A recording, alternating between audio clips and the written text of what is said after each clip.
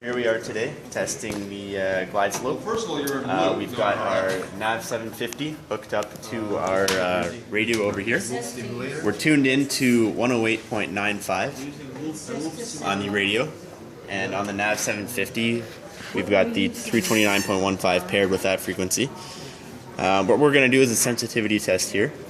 So we're using 40% modulation with 0.091 DDM, and we're going to adjust the RF level until we see a half flag show up on the Glideslope. So here I'm adjusting the RF level, and if you look over to the Glideslope, I'm going to decrease the signal until we see a half flag.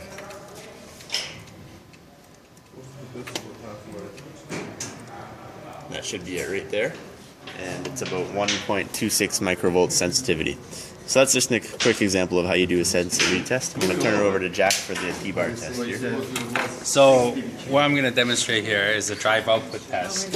I'm going to have my colleague Peter over here set up the NAV 750C. Did you just see it move a little bit? Yeah. Like how much? Like 1 dB? Okay, so what we're doing here is we're going to use the same frequency that we've got, and essentially we're going to be doing the same thing as the sensitivity test, but we're going to use a standard RF level. So this was our sensitivity point here for this particular radio. That's pretty low. The standard rate is 56 dB. Yeah, I'm trying to find this one. I've been using the other one. And we're using the same DDM so that we get some deflection. And what we're going to do now is we're going to pull the connector out of the back of the indicator, and we're going to measure the particular pins that send the required amount of voltage to drive the D-bar, thereby measuring it and seeing if it's within manufacturer specifications. So in this case, this is the KI 209.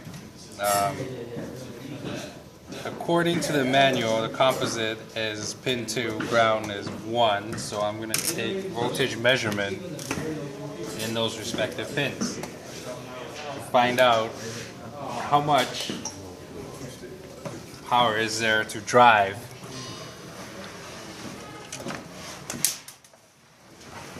So 1 and 2.